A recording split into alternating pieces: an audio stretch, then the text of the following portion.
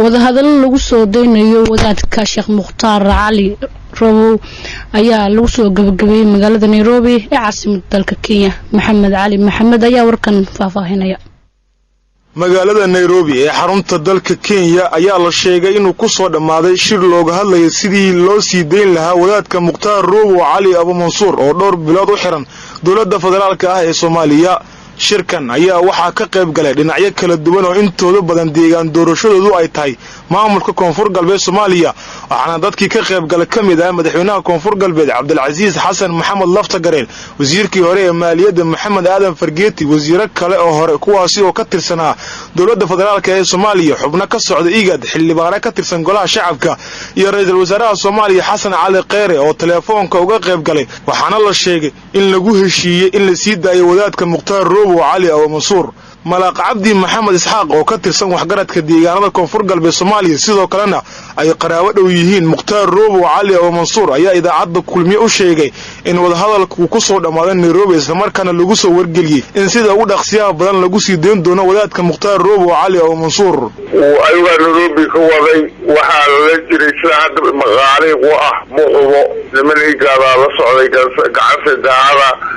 si afgar uu ku dhamaaday waxay u socdaan hadda xamar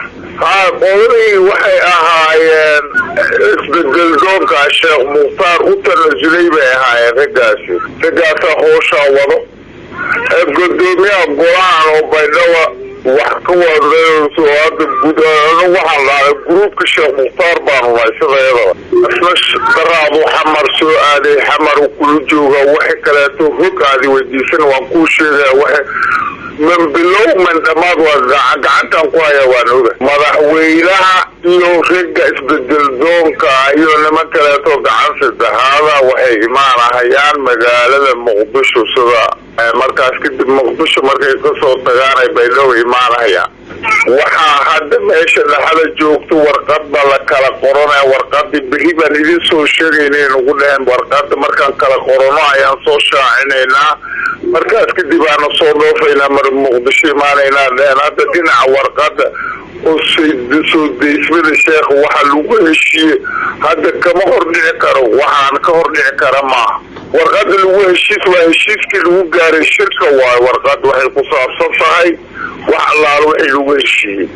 13 bishii December sanadkii tagay ee 2018 ayay ahayd markii ciidamo ka tirsan howlgalka midowga Afrika ee AMISOM wadaadka Mukhtaar Robow Cali Abu Mansuur ay ka soo qabteen magaalada Baydhabo. xilligaas Mukhtaar wuxuu u taagnaa doorashada madaxtinimada Koonfur Galbeed Soomaaliya.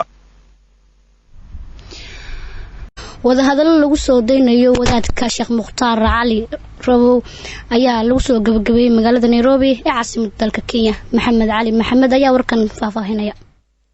magaalada Nairobi ee xarunta dalka Kenya ayaa la sheegay inuu ku soo dhamaaday shir looga hadlayo sidii loo sii deyn lahaa wadaadka Mukhtaar Robow Cali Abu Mansuur oo dhowr bilood u xiran dawladda federaalka ah ee Soomaaliya. shirkan ayaa waxaa ka qayb galay dhinacyo kala duwan oo intooda badan deegaan doorashadoodu ay tahay maamulka Koonfur Galbeed Soomaaliya. waxaana dadkii ka qayb galay kamid ah madaxweynaha Koonfur Galbeed Cabdilcaziz Xasan Maxamed Laftagareen, wasiirkii hore ee maaliyadda Maxamed Aadan Fargeeti, wasiiro kale oo hore kuwaasi oo ka tirsanaa dawladda federaalka ee Soomaaliya, xubno ka socda IGAD, xildhibaano ka tirsan golaha shacabka iyo ra'iisul wasaaraha Soomaaliya Xasan Cali Kheyre oo telefoonka uga qayb galay. waxaana la sheegay in lagu heshiiyay in la sii daayo wadaadka Mukhtaar Robow Cali Abu Mansuur. Malaaq Cabdi Maxamed Isxaaq oo ka tirsan waxgaradka deegaanada Koonfur Galbeed Soomaaliya sidoo kalena ay qaraabo dhow yihiin Mukhtaar Robow Cali Abu Mansuur ayaa idaacadda kulmiye u sheegay in wadahadalku ku soo dhamaaday Nairobi isla markaana lagu soo wargeliyay in sida ugu dhaqsiyaha badan lagu sii deyn doono wadaadka Mukhtaar Robow Cali Abu Mansuur.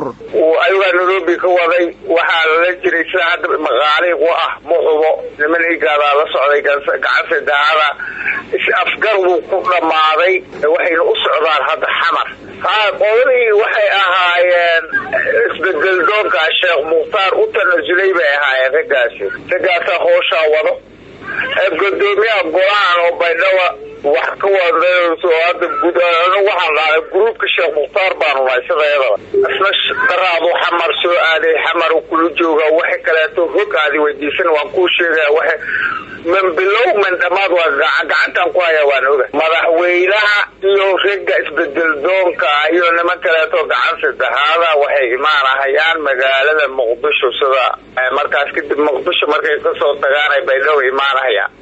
waxa hadda meesha dhaxda joogto warqad la kala qoranay warqadii bixi baan idin soo sheegaynay ugu dhahan warqada markaan kala qorano ayaan soo shaacineynaa markaas kadib aan soo dhoofayna mar Muqdisho imaanayna hadda dhinaca warqada oo